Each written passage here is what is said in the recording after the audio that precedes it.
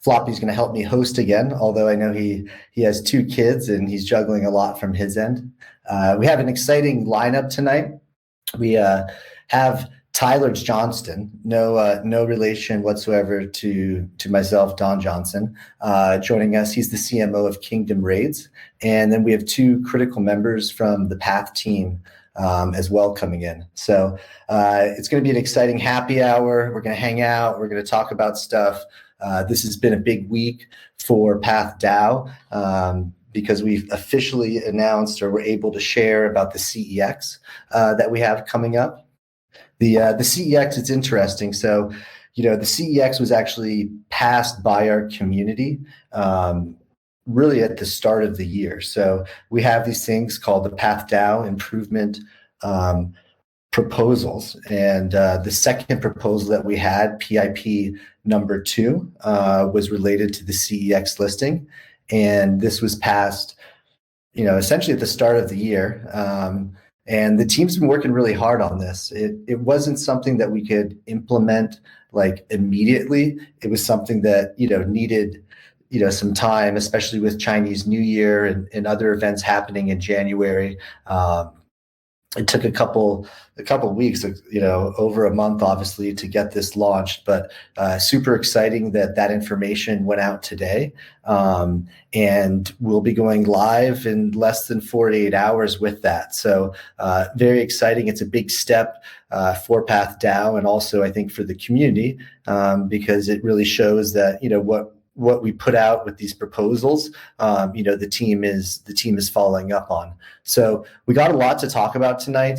We're going to cover a broad range of subjects: new partnerships, investment strategy, guild management, gamers, a bit of everything. So I'm going to wait a little bit because I think Floppy is not available to join at the moment. So the first person that I'll bring in is KS, who's from the Path Guild side. KS, can you hear me? Hello. Awesome to have you here tonight. Can you introduce yourself and just tell everyone a little bit more about you? Like where are you from? Hi, Kay. Yeah. How old are you? Yeah, some other details. Oh, we can hear Floppy this. Yeah, Floppy's on. Yes, I'm here. All right. Actually, I'm in Floppy, a hotel in Carmel, which is about 2 hours south of San Francisco, on a little family trip. So I'm here for about 20 to 30 minutes, and then I gotta dip out. But yeah. So Floppy, you have 2 children, 2 future gamers. Can you tell us how old are your children? Tell us a little bit more about yourself. Where are you located, KS? Oh, I'm located in the Southeast Asia country, right beside Singapore, Malaysia. The big potato you can see. Yeah. Yeah. Okay, very cool. I've visited Thailand before, Koh Samui, Koh Phangan, Koh Phi Phi, all the essentials. So you really like the islands, yeah? Yeah, I loved it. Yeah, I had so much fun. I think it was it was like 2008, 2009, over that, the New Year's period between those 2 years. Amazing. I presume the waters there is really clean and really nice with all the other species of bio fish that you can get there. Yes. Yeah, I was there. I was sort of doing a backpacking trip with a couple of friends, so we didn't do a lot of snorkeling or scuba diving or anything. We were more just traveling around and exploring, I see. Interesting. All right. To talk about myself, I'm from Malaysia. It's the Southeast Asia's one of the rising economic powers. In terms of how old I am, this year I'm currently 21. Yep, the meme 21. For me, I'm the gaming operations in terms for Path. So I'm currently the interim, overseeing all the head of games. So all the games that we propose to play will fall under me. So I'll review them and we'll roll out to the community. Yeah. Yeah, I mean, you're you're already a bit of a legend, obviously, like within the Path community. Very nice. Yeah, I think we're still waiting on Don Johnson to arrive. He's going to be the MC of the evening happy hour tonight. So we'll wait for him to get here. Can you not hear me? But let me message him, make sure he's coming on soon. Wait, Floppy, can you not hear Don? Yeah, I'm definitely here, Floppy. I think Floppy might have some problem with his microphone. I'm so sorry. I can hear him now. I'm so sorry. I got him. I like this new lizard you got, Floppy. Tell us about it. Yeah, it's an ETH lizard. I went on a buying spree of NFTs earlier this week. Yeah, the Flappy Bird. I think I talked about this before. The Fancy Birds mint reveal thing happened, and I had a bunch of those. And then somebody mentioned these ETH lizards, and they had just been revealed. So I swooped up a few. I don't know. We'll see how they turn out. I like it. I changed up what I'm doing this week with my logo and put the new Path logo on there. So we've been working really hard on doing the new website launch, on the logo launch. It takes a little while to like propagate, everything across all the different channels. So we'll make an official announcement about the logo and about the website once, everything's clear on all the different channels. But had to change up, had to represent the new Path logo. It's super cool in the Discord because you see a lot of like the community members, a lot of the team members, they're all using the new Path logo. And a little like backstory on it, the logo itself, like part of the motivation with changing the logo was, we wanted to sort of present something that represents like the next stages of the next growth of the DAO. And, this was a big process going back and forth with the different logos. But what we really liked about this logo is that it almost looks like a game controller. Floppy KS, can you see that? My first impressions was more of like the yin yang a little bit, and then also I can see the game controller too now. Yeah, I like it, and I do see a lot of them in the out here in the audience, which is cool to see. Now that you mention it, it does look like a controller. Yeah, I see it.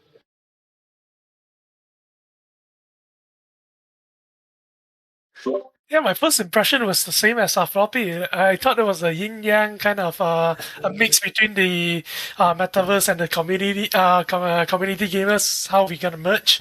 But this is amazing. Okay, a different look.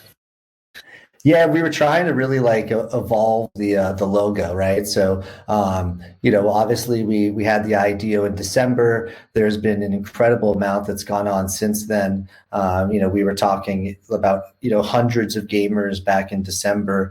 Now we're over 5,000 gamers, over 30 partnerships. So, the DAO has really grown, and, we wanted a new logo to really represent like that growth and what we have coming up ahead. And, I'm seeing here in the chat, we have a really special guest tonight. So we have Tyler Johnston from Kingdom Raids. Tyler, can you hear us and unmute yourself? Yeah, how's it going? Nice. Well, dude, awesome to have you here. Kingdom Raids is a partnership that we announced recently, and the reaction from our community was really, really strong. I know also, like, when I told KS that you were coming to speak tonight, he literally, I heard his excitement, through the phone. So it's really, really good to have you here, and thanks so much for giving us some of your time. Yeah, I'm happy to be here. Excited to talk more about it. Hey, yeah. So Tyler, just to kick it off, like, can you're the CMO of Kingdom Raids? Can you sort of introduce yourself and tell us more about your team? Yeah, for sure. So yeah, like they mentioned, I'm Tyler Johnston, and I'm the CMO at Kingdom Raids here, and I come from basically a background in content marketing and digital marketing over several years, and got into the whole blockchain gaming thing pretty big over the past couple of years, and kind of content creation and that sort of thing over the past year or so.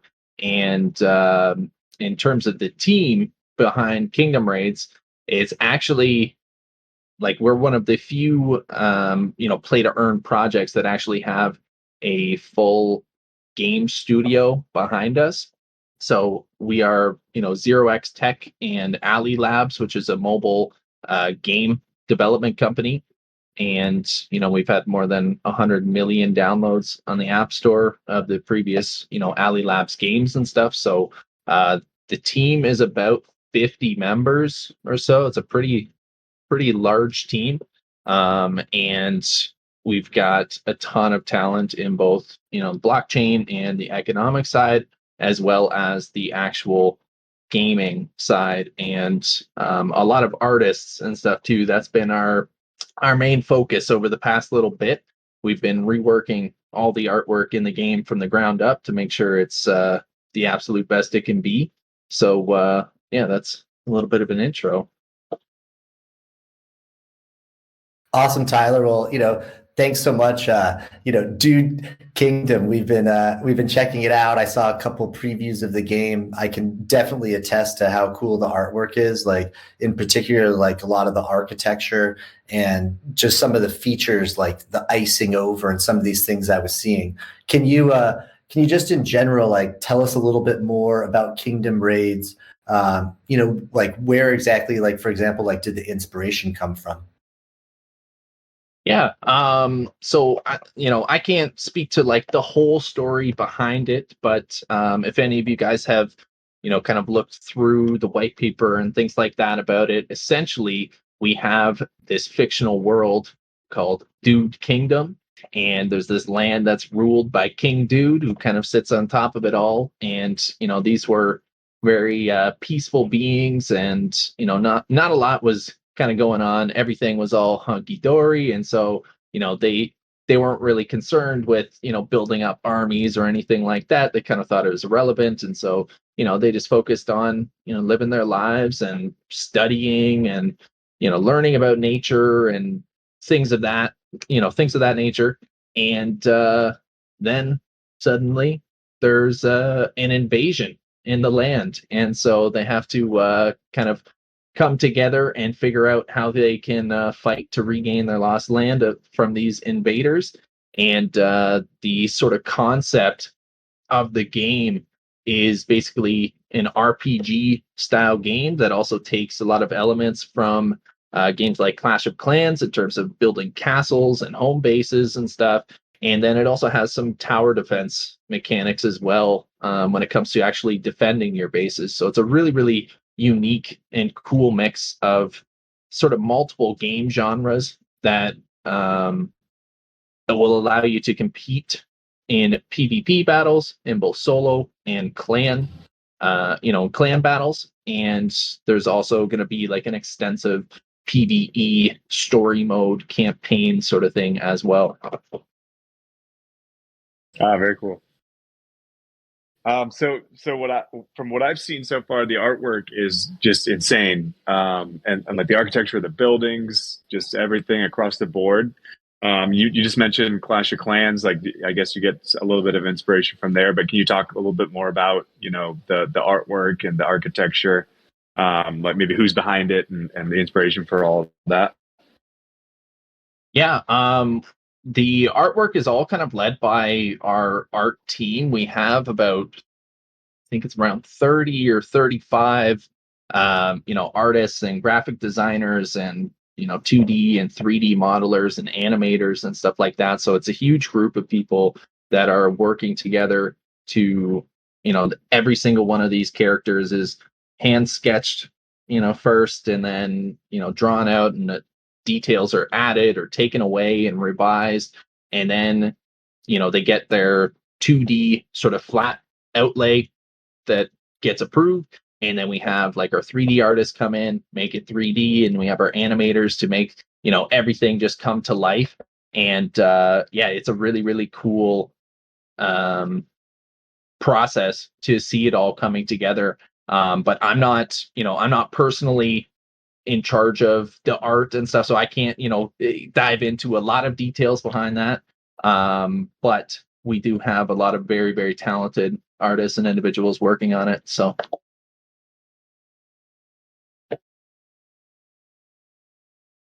No, it's cool. It's really cool. Yeah. Like everything that we've seen is just like really impressive. I think that like something, we talk a lot about like play to earn, right? But I think something that really stood out, like when we saw your project initially, was that it's all about like fun, right? The graphics are fun, the characters are fun. We see a lot of like obviously what's going on social media with Dude Kingdom. Like the whole messaging is really fun. Can you talk to us about like the importance of this and sort of the mentality behind some of these projects that they all have different ideas, right? What they're coming in with, and it seems like a really leading principle with what you guys are doing is to create a fun game. Can you talk to us a little bit about like just the importance of this and what this really means to Kingdom Raids?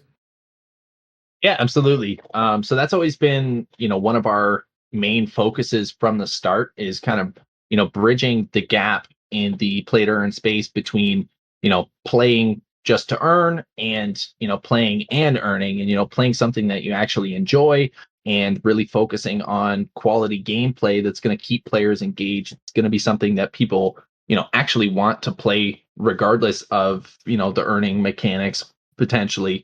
That's kind of the goal that we're aiming for with this. Now, obviously, there's going to be some amazing, economic backings and modelings to support a sustainable economy with this, but we really want to focus on, game first, and that's why you'll see if you dive into the white paper and that, and as we kind of release more detailed information on this, but there is a lot of features in the game, a lot of progressions, both horizontally and vertically, in terms of your heroes, in terms of your land, your base buildings, your defense towers, mining resources, raiding other kingdoms. So there's a ton of different things going on. You're never really going to be bored or without something to do in the game. We kind of because we come from that background of being a mobile game development, company, we know what it takes to create a successful game, and so now it's kind of bringing that to the blockchain space.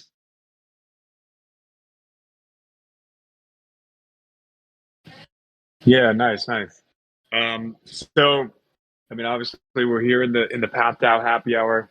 A lot of people want to know what like the relationship between PathDAO and Kingdom Raids. What does it sort of mean to you guys overall? Yeah, I mean, one of the big things that we're going to have in our game is obviously, scholarships, and what we're really looking for is strong partners who are committed to, furthering the development of the play to earn space, and people that are going to be coming into the project in a big way and getting a lot of people involved in it and showcasing the fun and the experiences and stuff that you can have inside the game, and in addition to just the fun aspects and more of the sort of casual gameplay sort of elements of that, we are going to have a competitive side as well. So there is going to be, tournaments and clan battles and things like that. And, clans are going to be very important in this to be able to both protect yourself and your resources and your land, and then also to,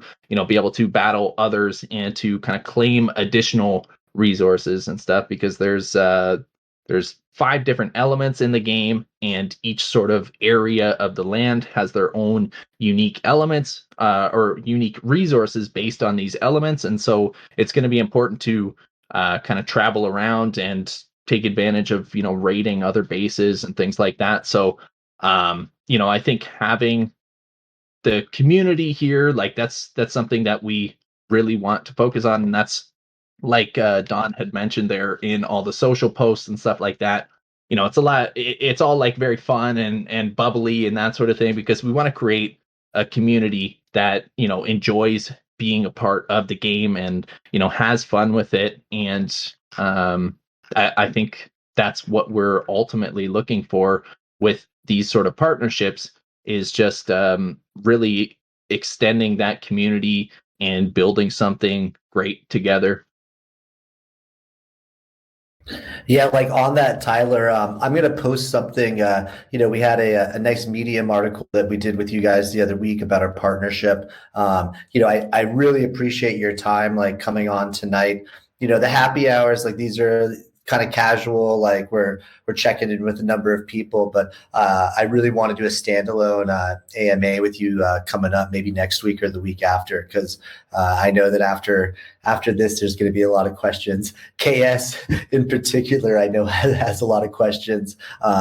It's fun, like when we share internally some of the guests that are coming on, even externally, like the reaction is strong, right? And Kingdom Raids in particular is a project that I know like a lot of our audience is really interested in. So I thank you so much for giving us a little bit of your time tonight, and hope we can connect soon. And to the community, like we definitely want to have like Tyler back. We can ask him a lot of questions and delve a little bit deeper into the project that they're doing, and maybe even bring on one of the artists. It's cool to hear what a big team you're building. So definitely open to bringing in more people from your project, and really learning about it, and spreading that knowledge amongst our community. Yeah, absolutely. That'd be fantastic. So I know there's a lot to dive into with it. We could be talking here forever, but yeah, that would be fantastic to have another opportunity to go a little bit deeper on things. And if people in your community have further questions and stuff, maybe we can compile some of those top questions to really answer the burning ones that are on people's minds, and then we can look at bringing on some other team members as well to kind of cover all the different areas of the game development process. Yeah, awesome. Yeah, Tyler, definitely we'll check in as you guys make more progress down the line. Yeah, thank you for coming. Yeah, thanks so much for having me. Yeah, thanks, Tyler. And we'll encourage all of our community to really check out the I know they're building something special, so maybe we can also do a couple little reveals or some teasers within the community, because this was a game that I was immediately impressed with when I first saw it. So Tyler, thank you so much for joining us. I want to bring now to the stage Service at Hand. This is a key member of the Path team. Can you hear me? Yeah, I can. Can you hear me? Nice. Okay, so introduce yourself. Tell us a little bit about your background. You obviously are playing a real critical path. So, please introduce yourself, and we're excited to hear. Yeah, for sure. Thanks for having me, and thanks for everyone to tuning in as well. So I'm Service at Hand. I'm a full-time investment analyst at Path. My background really is in consulting and strategy. I spent the last couple of years in fintech, dabbling in payments, lending, insurance, a bit of payment gateways as well. Mainly focused towards serving, underpenetrated Southeast Asians, right? In terms of my crypto background, I've sort of been degenning in crypto since early 2019, 2020, when, here in Malaysia, which is where I'm based, the first licensed digital asset exchange just got legalized. And so that's how I sort of got my entry in, right? And then from there, I just continued on exploring until I made the decision to, choose the right path. And now I'm here. Yeah, so awesome. So tell us a little bit more, like you do investments at Path. So articulate that a little bit more. How does that work? Yeah, for sure. So if anyone here is familiar with what venture capitalists do, I do the full spectrum of what they do as well. So it starts off with sourcing, which is pretty much just trying to find out what deals are there out in the market, typically private deals and not those that are already public listed. I try to source, and then from there, once we set up some meetings, we'd have meetings. We do a bit of analysis on a macro and micro basis, do a couple of due diligence bits on the team, on the game, on the genre, et cetera, et cetera. We do a bit of a pitch to our investment committee as to whether we should go or no go. how much should we bet as a percentage to our portfolio size, do a bit of portfolio management after we invest, and yeah, no, just jamming out with folks within the space really, and like talk about GameFi, where it's just gonna go, stuff like that. Yeah. Yeah, awesome. Hey, so I've actually got to get back to my family. We're about to sit down for dinner here at the resort, but I've got one question for you that I'm always curious about. Like, how do you go about finding, like, coming across these investment opportunities? Is there like a certain strategy that you use? Any insight there would be very cool to hear. Yeah, so I guess the way I look at it and the way we look at it is just to be exhaustive in terms of all channels that we can reach out to. So that being organic and inorganic. Organic meaning that we would do something on our own, and organic would be people just sort of coming to us. Inorganic would be us trying to do something about it and trying to find right. We'd scan through lots of social media, Twitter, Discord, maybe just friends, chit chats. We would have another channel where we have like a alpha Discord program as well, where pretty much anyone from our community or any newcomers would, just sort of shill whatever deals that are up and coming and that are interesting that Path can add value to and that we can participate in. We chat among some of our VC friends as well, and yeah, that's pretty much it. It's sort of like exhaustively where we can find deals. We would be there, and I guess that includes like attending conferences as well. Yeah, I like it. Yeah, you got to sort of scour all avenues, and yeah, I'm in a few of those like crypto, alpha chat groups, and you never know like who to trust, like which ones are real or not. But if you're in the right ones, it seems like they can be pretty lucrative. Yeah.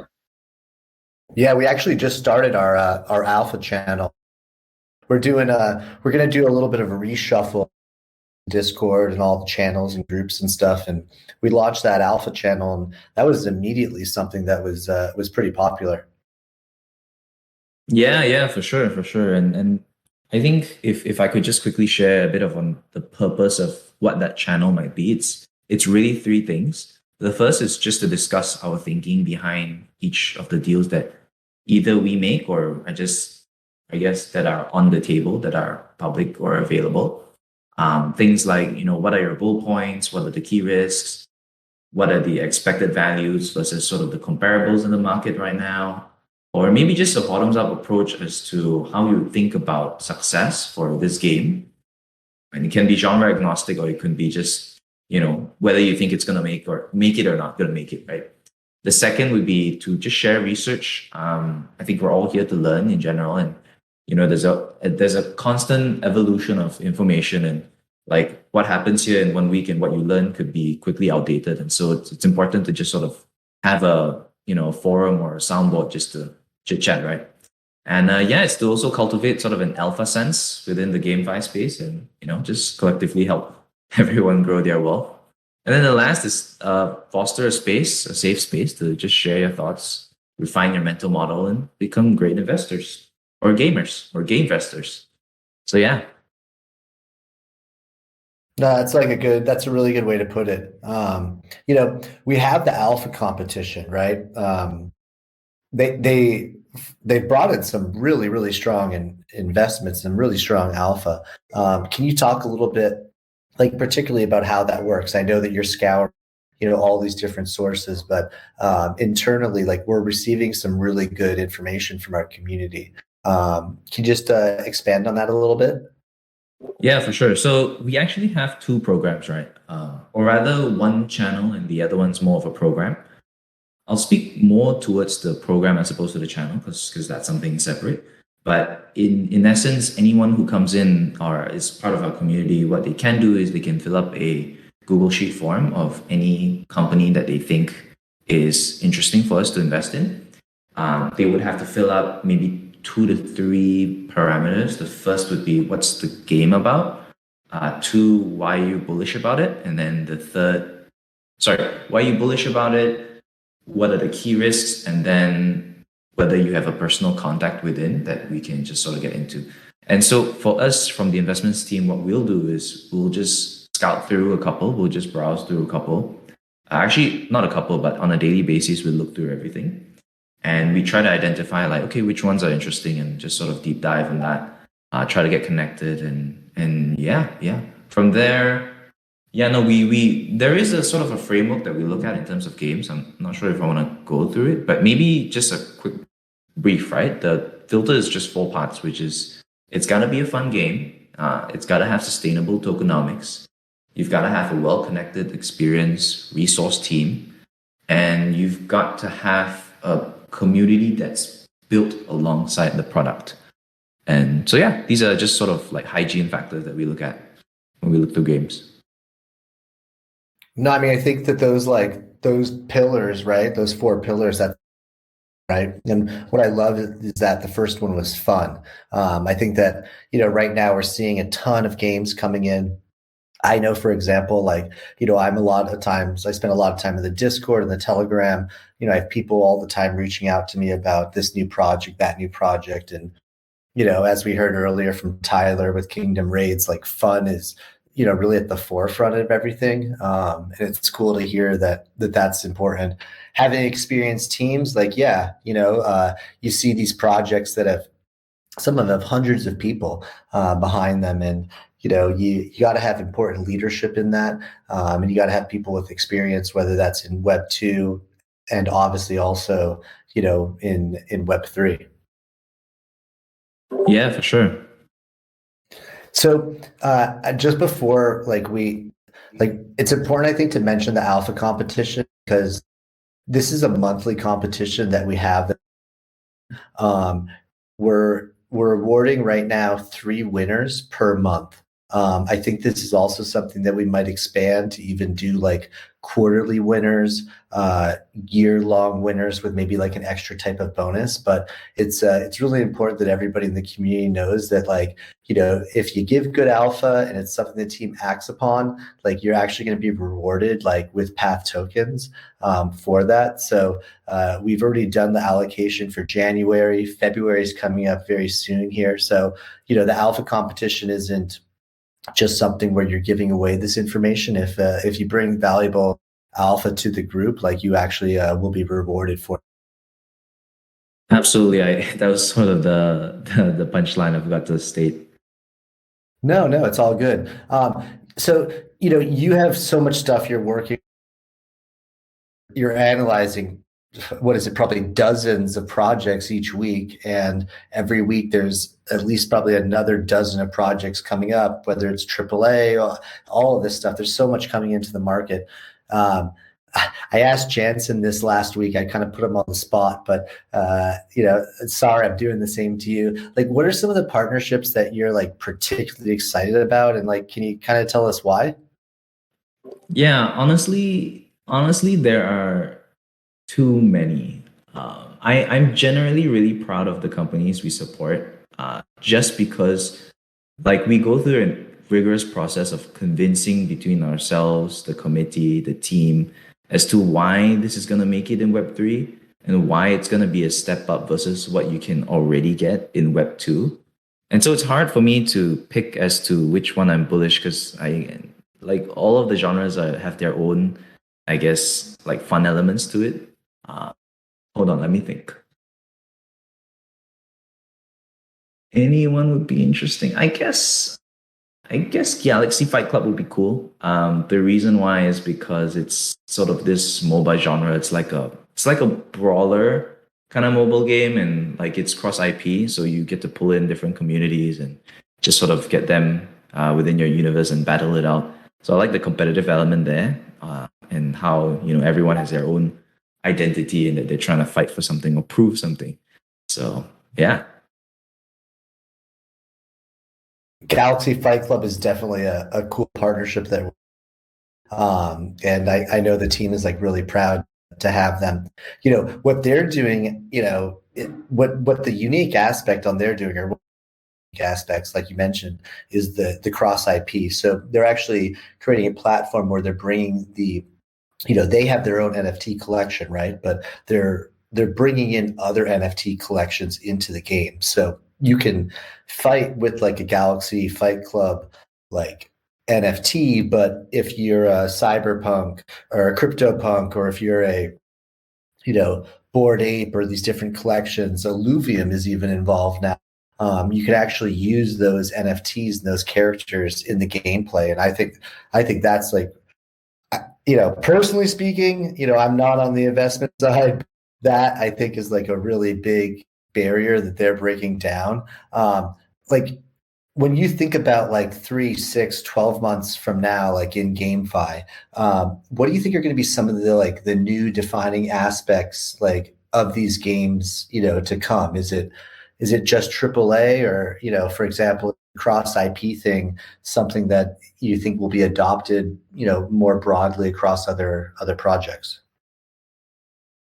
Yeah, okay. So this one's a loaded question. Maybe I see maybe four parts to this, or I guess four predictions in a way.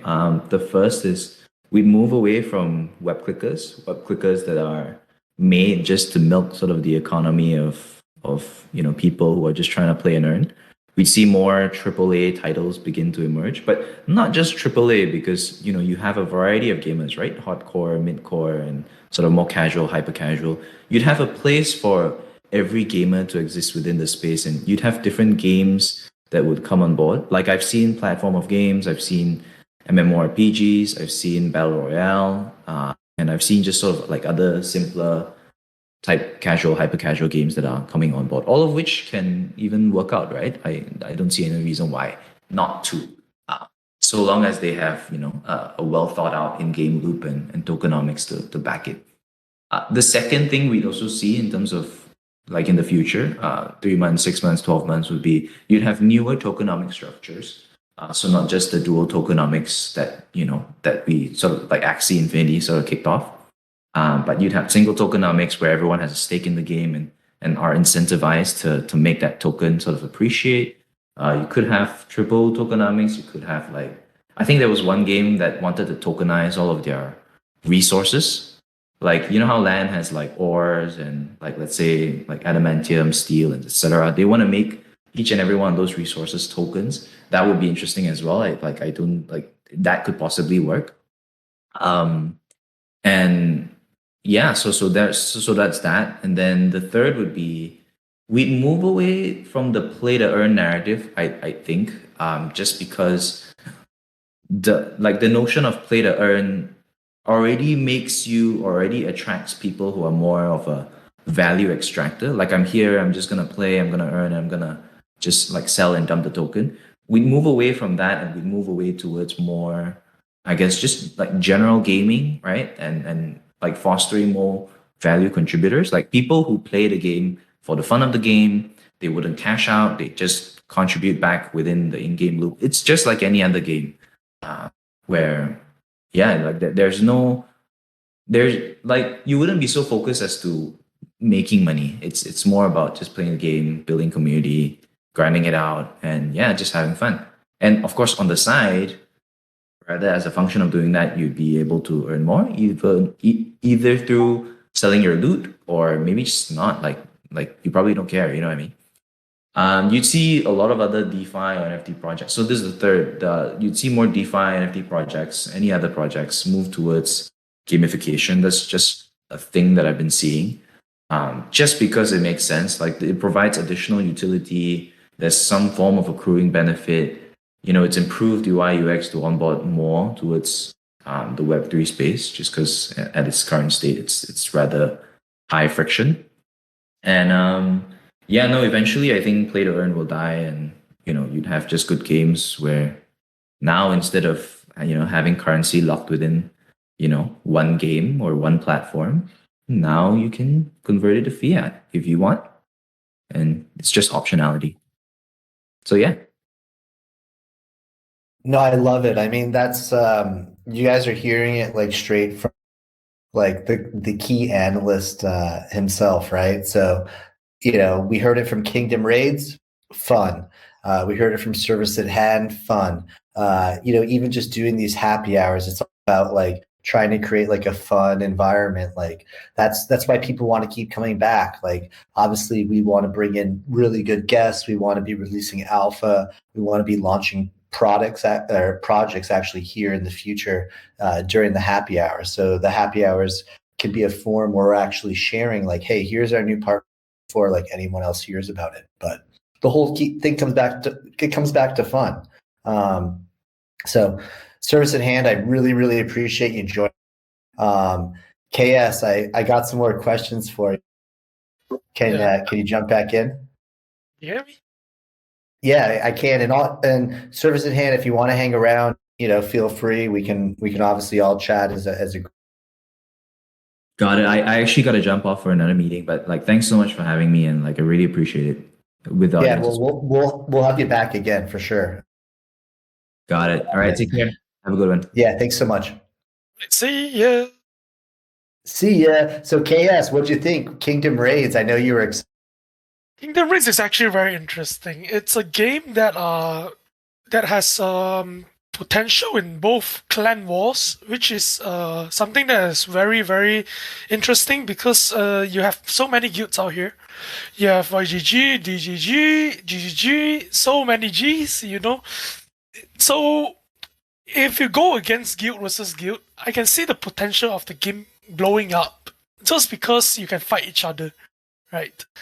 The resource competition wise, going into different sectors just to get the resources, protecting your own land, it's just amazing.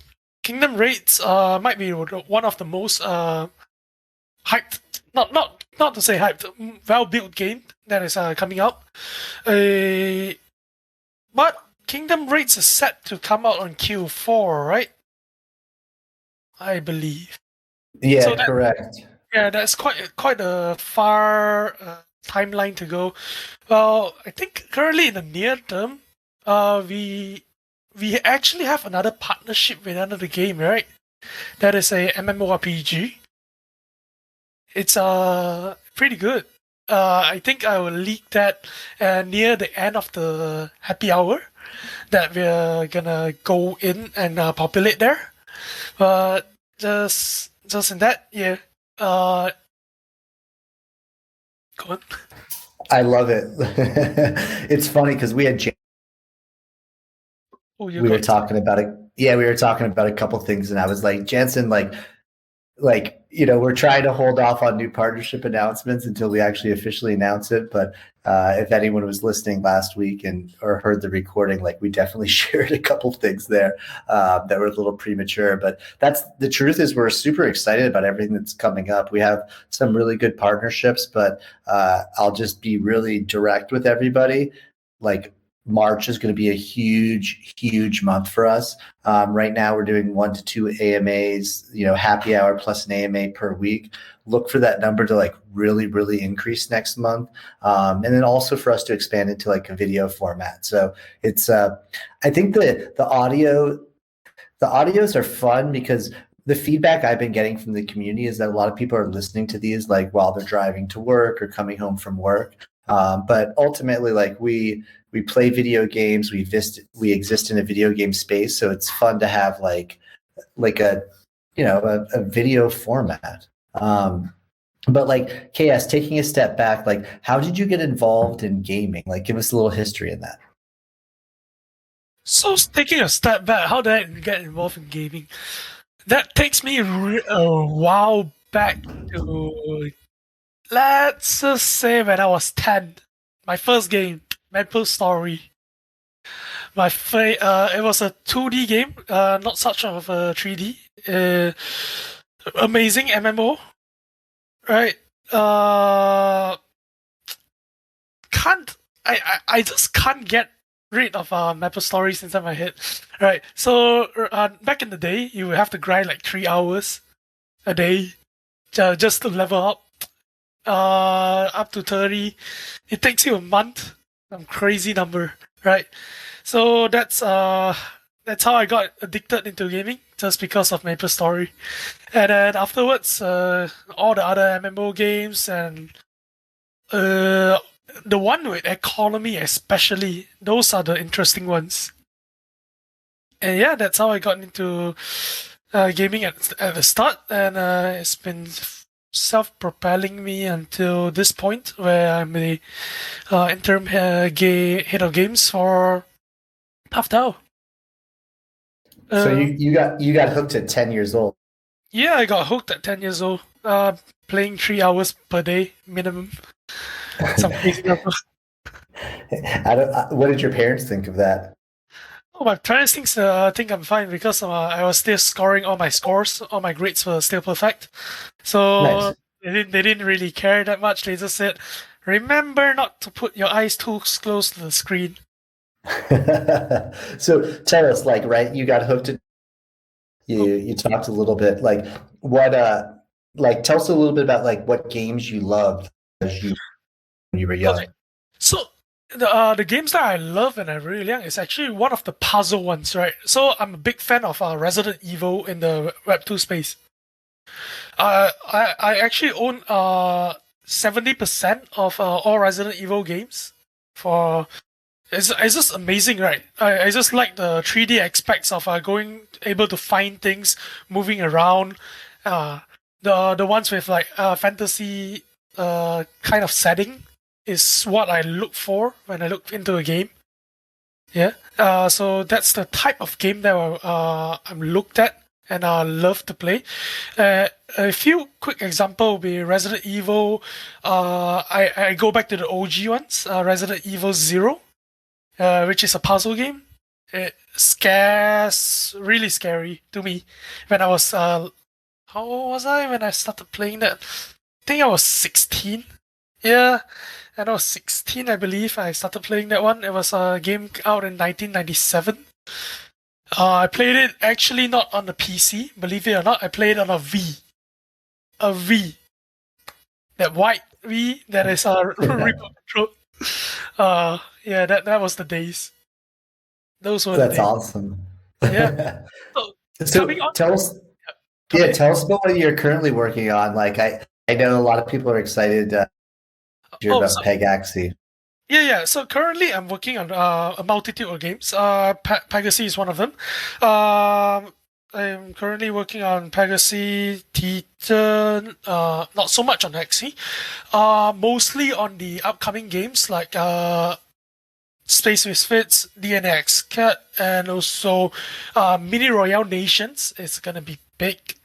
And Space Misfits, that's one that I'm really hooked onto currently. I played 8 hours for the past 2 days. Right, it's 8 hours per day. No. 8 hours across 2 days because I still have to do at work. I played it in the midnights throughout until like in the morning.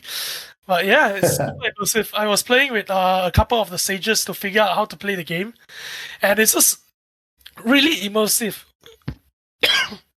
Oh, that game is amazing currently, but it still needs a touch of development for the current time being. That's really cool. Yeah, we had this Space Misfits. We did a standalone AMA with. It was really cool. Like, what I appreciated so much about him was, he was just so interested in creating a game at first. Obviously, it's what's unique also in all these projects is like they already have a playable game. So, they have a plan to be rolling out all these different chapters and these different, ecosystems. But it's so cool that, like, from their aspect, like they wanted to make something again that was fun and they wanted to make it playable, like, from the start. Oh, trust me, you should try it out. It's I think game first is very important in my opinion. But yeah. So you got a new computer too that you're on, right? Yeah. I got a new computer new computer? Wait, what? I got a new computer? I thought you had mentioned that you had a new computer, but maybe I'm wrong.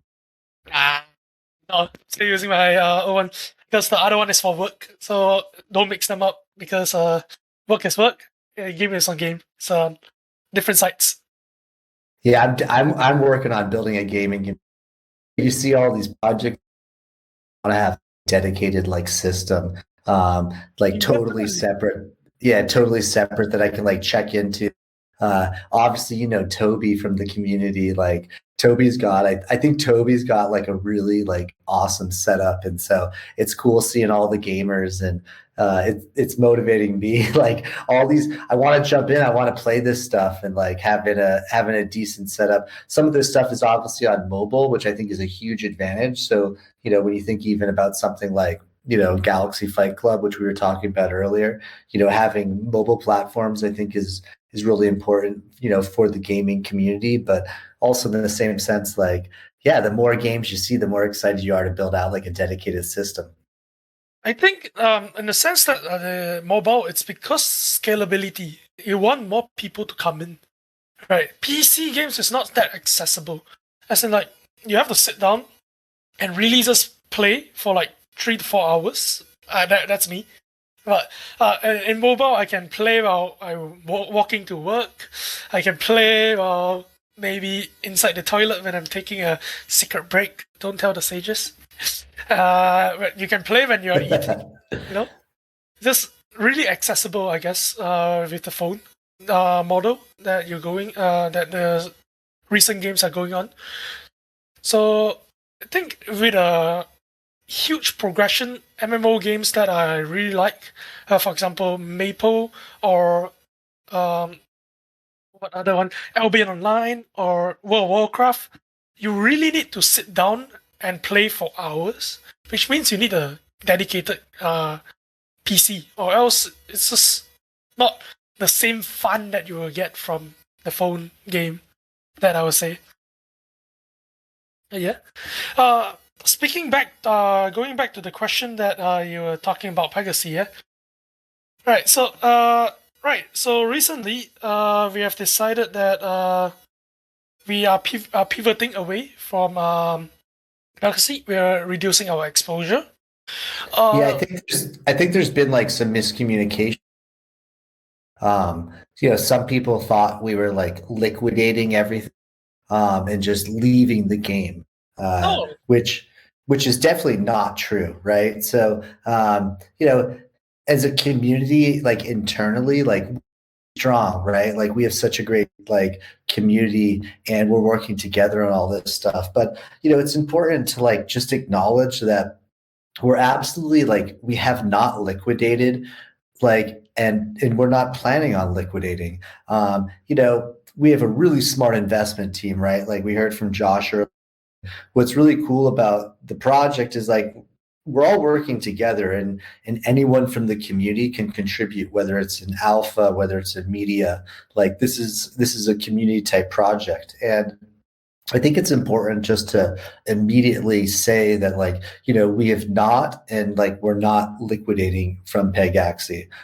KS and all the gamers have built something like incredible here. And, you know, we're basically reducing our exposure. So when like we're now considered a big guild, right? So this growth has like come very fast. And you know, when we look at our investment team, you know, we kind of got some warnings when the VIS was around 20 cents, right? And I think people expect the guilds, like, and the bigger guilds especially, to kind of eat the bullet, like to support the games. And honestly, the truth is we did this, right? At 20 cents, like we had some strong push internally for our investment team that this might be a good point to kind of exit and take profits. However, like the truth is that we had 400 like scholars, gamers, like within our system that were earning like considerable income from this. And so, you know, really like we bit the bullet here, and we didn't like try to do like a mass type of exit, right? But you know, that being said, like as the price like continued to go down and go down and go down, like we also have like a fiduciary like duty to look out for us, right? Like we are a team, right? We are a family. And Yeah, you know, yeah, and it's tough sometimes because I think with Pegasus, like we were one of the first guilds to jump on this, one of the first DAOs to jump on this. And in that sense, it was really exciting because the gamers are earning like considerable income. Like this is, this is considerable. This is changing lives and changing plans, right? All of a sudden, where this income is coming in.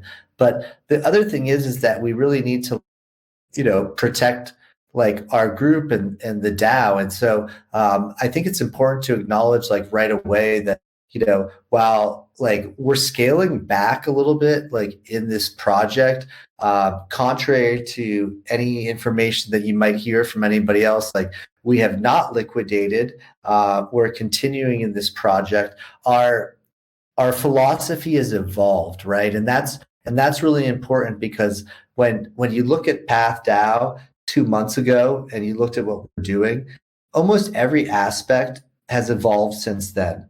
Whether it's project, whether it's team members, whether it's the number of gamers, everything has evolved, right? And so while we rode a really good wave with Pegasus, like since December, like it's important that like this type of stuff evolves like as well. I can delve in a little bit more to this, but I just wanted to say that KS and obviously to hear your thoughts because contrary to maybe what's being said a little bit, like we have not liquidated, we're not out of this investment. Absolutely. We're just scaling down, reducing exposure because we've got to answer to many different groups of people, right?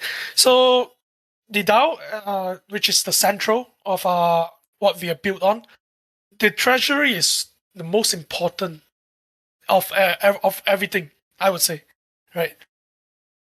This is a central thing that I look for.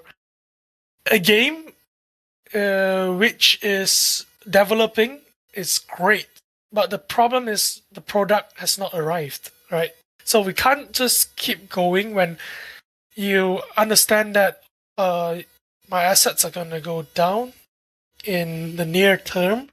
So it makes logical sense to reduce the exposure for the time being because you got to protect yourself in the hyper defensive area because of the wider market. If you zoom out, we need a war chest to go into all other different games. You can't just be in one thing. When you ride a wave, you ride it and then it crashes somewhere. It never goes on forever. There's no such thing as a forever wave. Unless the retention is there, replayability, user, how to say? If the user is satisfied, user satisfaction is there, it will be a long wave, maybe 2 to 3 years, but ultimately at the end, it will still crash. Yeah, I mean, it's the truth. Like when you think about like I'm born and raised in California. You want to catch that like killer wave, right? Sometimes you're looking for the bigger wave. Sometimes you're looking for the longer wave.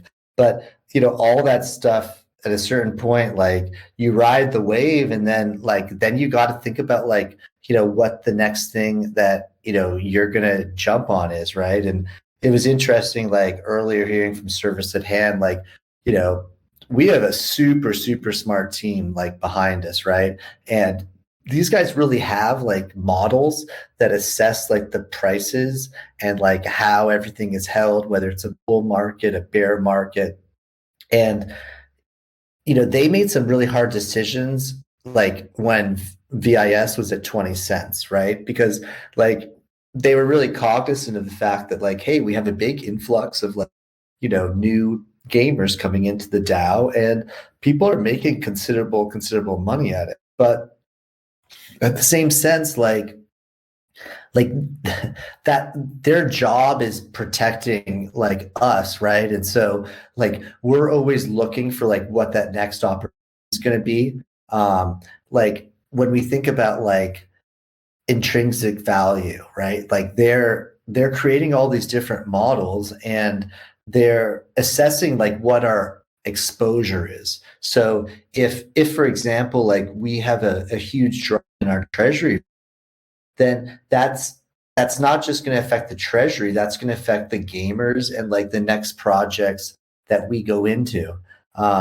There's a movie called Margin Call, which I've watched a number of times, right? And in Margin Call, they essentially say like, you got to cheat, you got to be smarter, or you got to be first, right? And like we have some incredibly smart people in our team, and if they're able to identify the situation and we can be a first mover in that, I think it's a smart thing, right? And so we have not liquidated at all in PegAxi.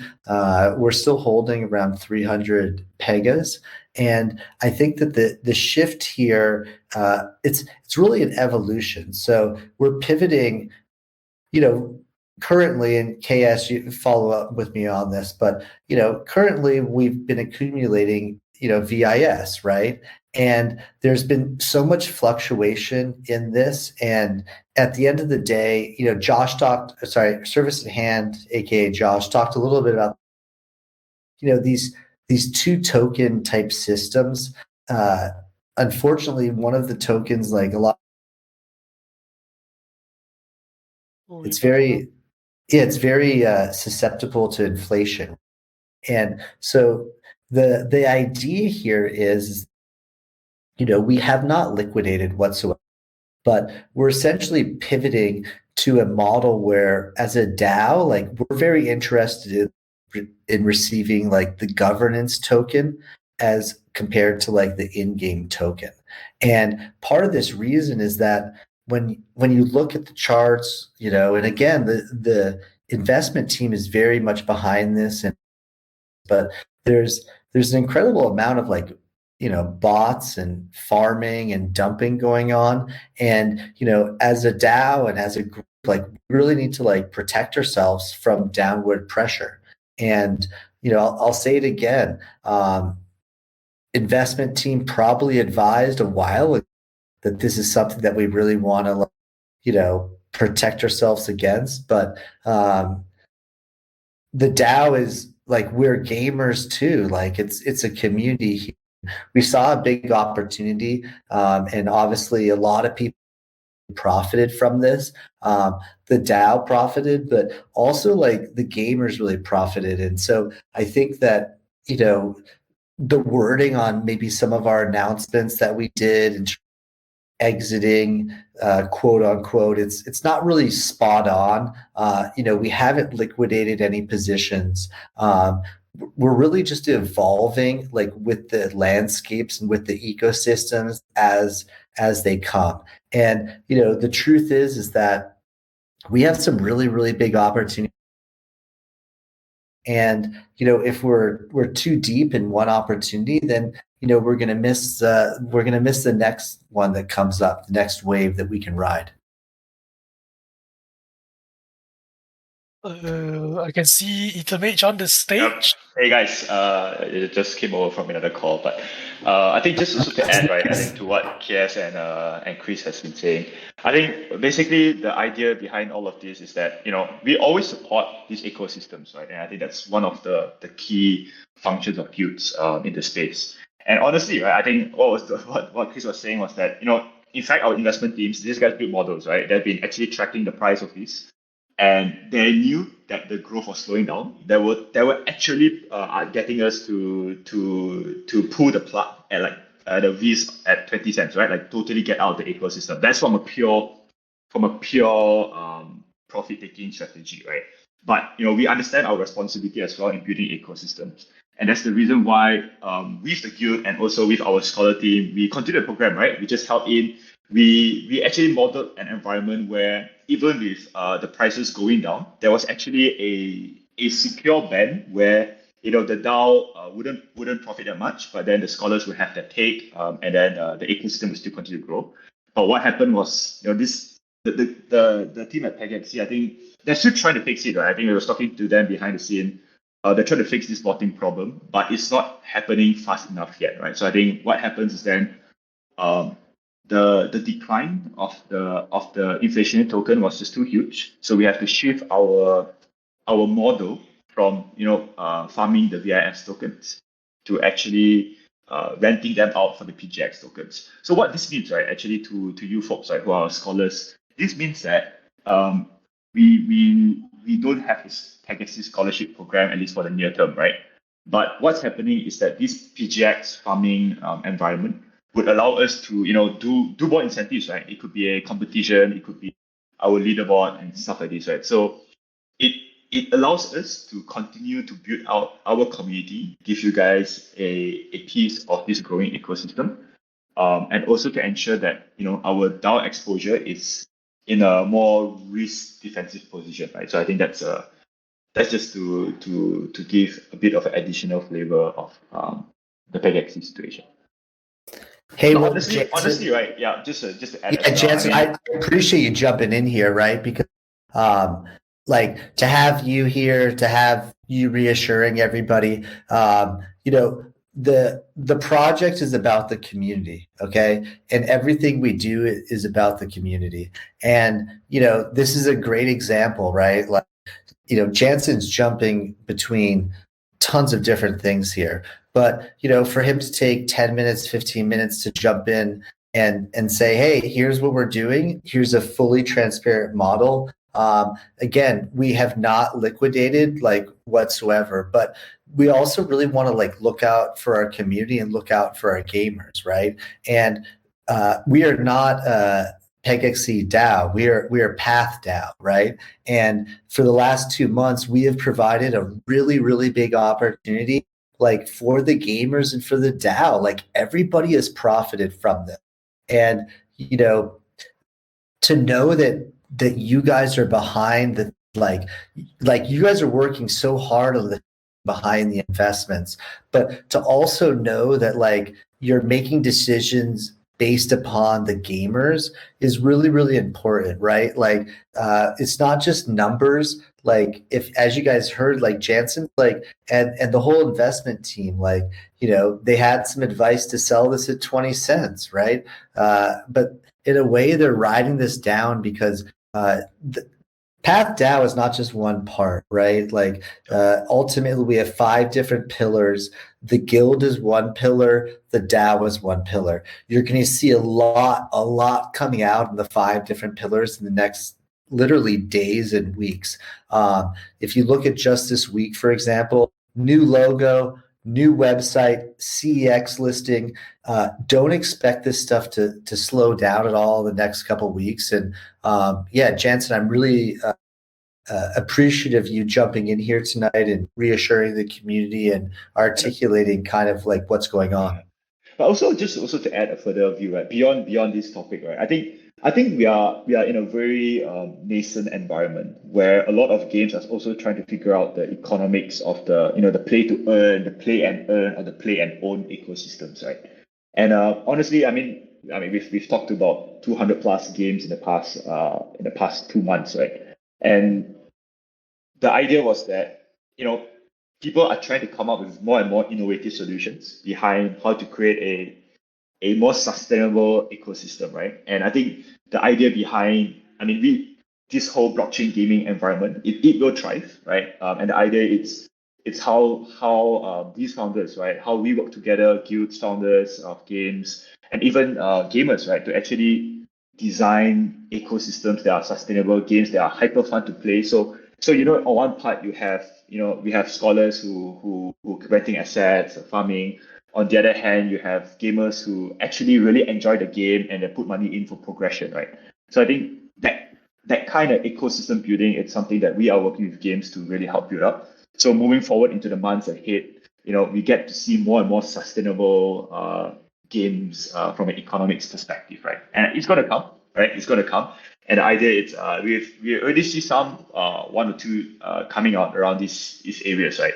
I mean, example, I think some of you who play LOK, that's one example, right? If you look at the stats of LOK, the ARPU of a user is around like 140, right? So people use this game, they feel the progression, and that's why people are spending as well in the game, right? So this is one example of more and more sustainable economic models being built up.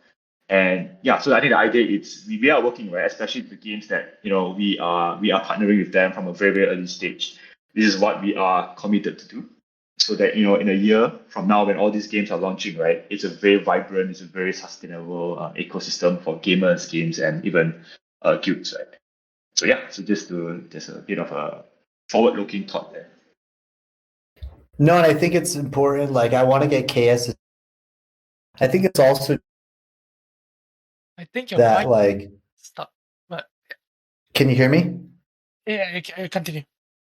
Yeah, I'm having some mic issues tonight. I actually got a fake. I was excited. I thought that mic would be actually better tonight, but maybe I'm having some issues on the connectivity. But I just think it's important. Hopefully, you guys could hear. I just think it's important to recognize that, you know, we're all focused on our area project. For example, like, I'm really focused on building the community and then also really increasing the reach on the marketing and controlling the branding throughout the project, especially now that we're doing a right. So I think it's critical to know, like not only does the team like really appreciate like the gamers, like over 5,000 of them, right? But that, like, the thoughts and the movements of the treasury are actually based on the immediate effects of the gamers. So when you think about treasury, like, when I hear the word treasury, I think numbers, right? But as Jansen was kind of like saying, like, it's also a lot about emotion. You know, we really recognize that there was, you know, roughly 400 scholars that were like immediately earning consistent income in the last 2 months from our movement into Pegasus, right?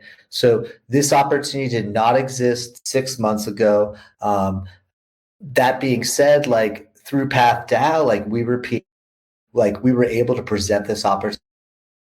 So I think it's important that, like, we jump on opportunities like when they happen.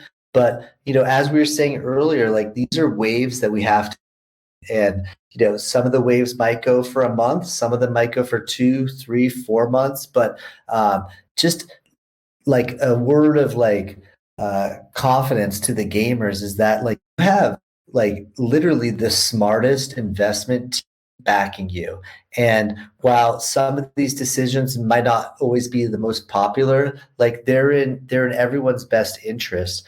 And, you know, even just now, like, Jansen jumping, giving us a vote of confidence, it's really important, and, you know, I think is a really a big sign of things to come.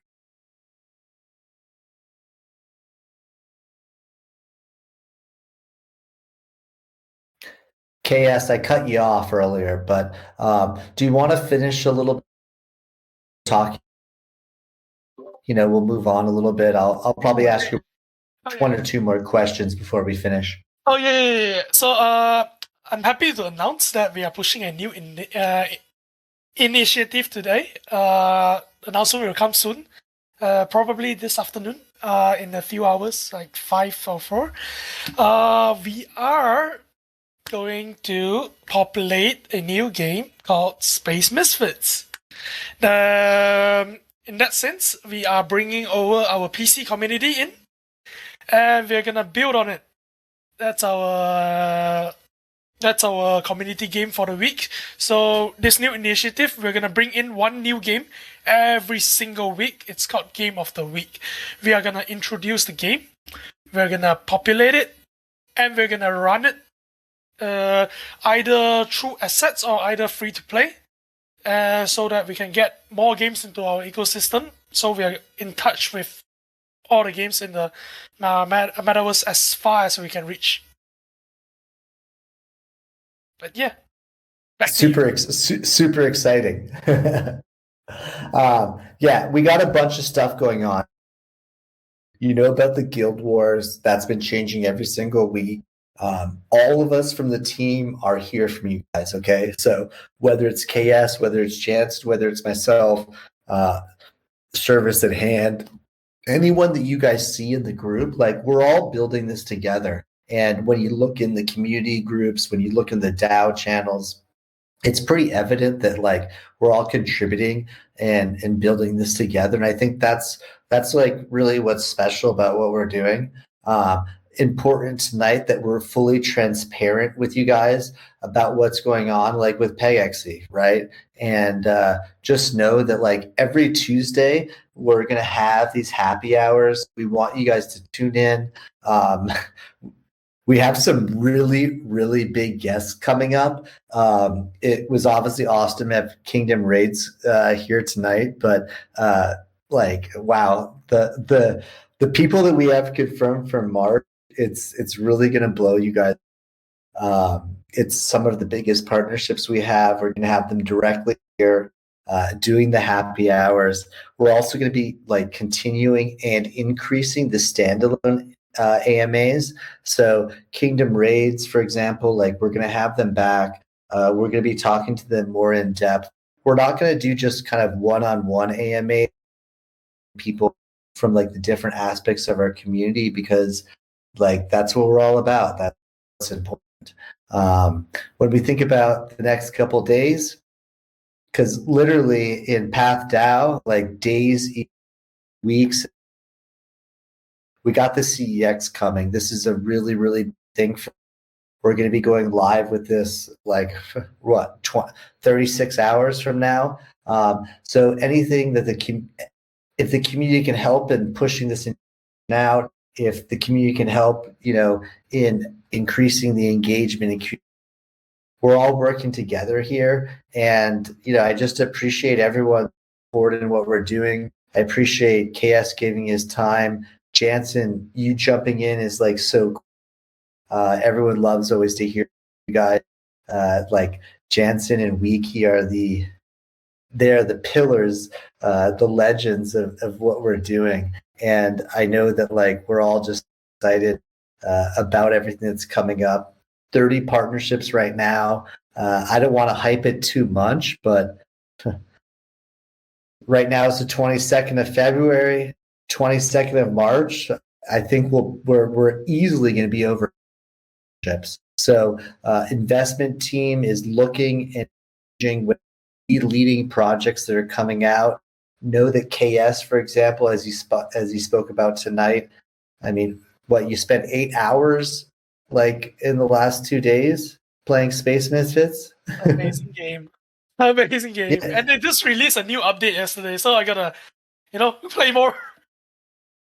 Yeah, I mean, listen, we got 5 pillars behind. Like, we're not doing just like the guild gaming. Like the vision for the project is like so much larger than just.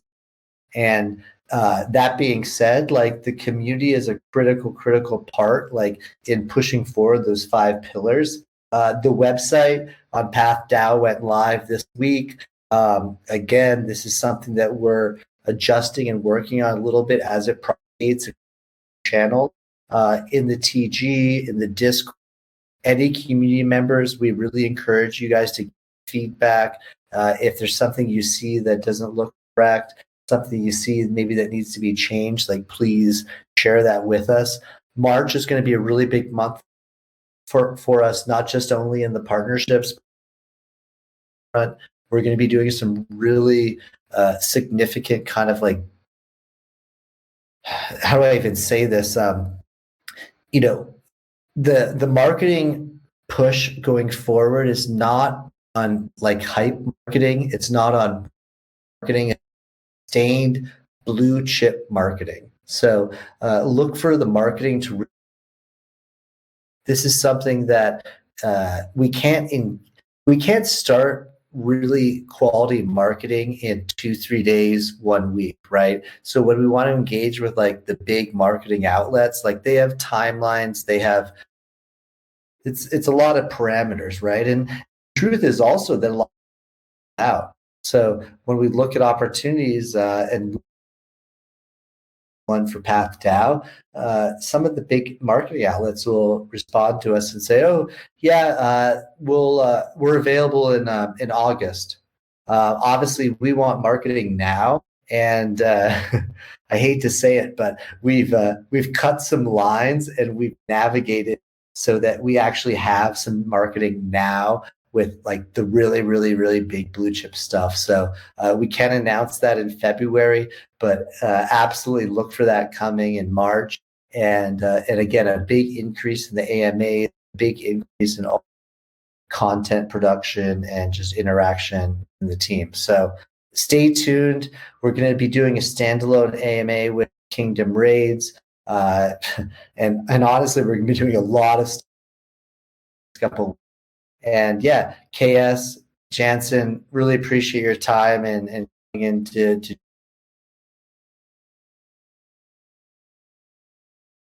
You got cut off again. Yeah, always a pleasure, man.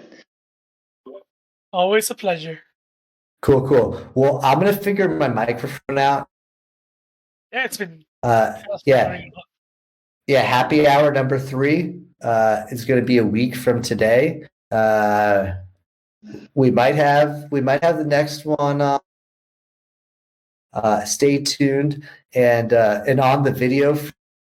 Keep your eyes peeled for a nice video that we have coming out based on the centralized exchange listing. We've engaged with a number of graphic contributors. So not only do we have graphic like designers that are helping us out, but actually now director working on some of our video content. We just launched the Twitch channel. We have a lot of stuff coming up. So in a normal company, things happen maybe in 2-3 weeks.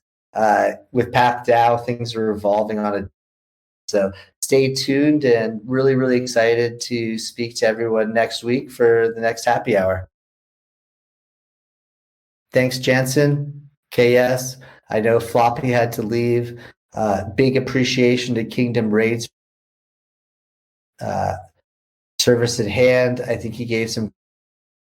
And again, these are going to blow up in the next couple of weeks. So the guests that we have lined up, just wait. We got some big stuff coming, guys. So thank you, everybody, and talk to you soon. Don't hesitate to reach out in the Discord. We're here for you. PathDAO, it's big family.